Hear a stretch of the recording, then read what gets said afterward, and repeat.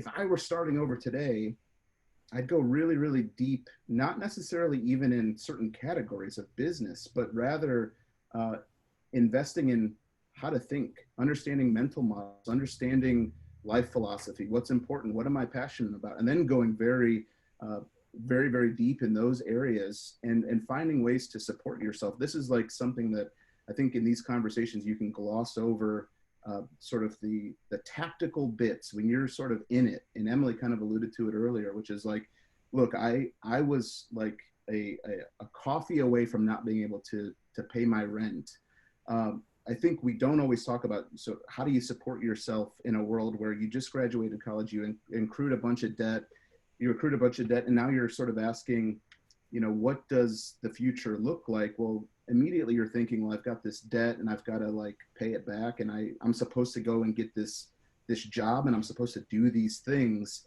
I would actually, like, if it were me, I would say, how can I just like find a job that will support me and will give me the time and the mental space required to go really, really deep into areas that I'm going to be passionate about.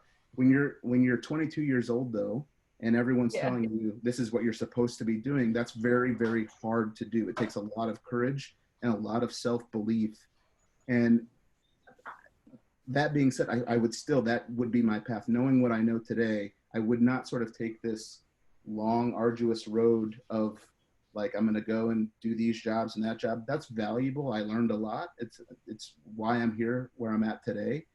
But also, I can tell you that there are things that I'm far more passionate about than selling avocados on the internet. I'll just tell you that right now. And so that would be sort of my advice to those who are sort of looking at life in a linear fashion and saying, this is what I'm supposed to do, or this is what I'm supposed to have, or this is where I'm supposed to be at.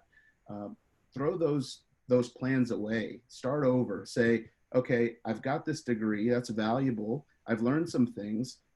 Now I need to actually learn how to think. You don't know how to think yet. I can actually say it wasn't until I was probably 27 or 28 years old that the light bulb turned on and I said, wow, I get it. For the first time, I didn't even know how to think about that challenge. You don't know what you don't know until you know it. But what you can control is the inputs in which you're learning. You can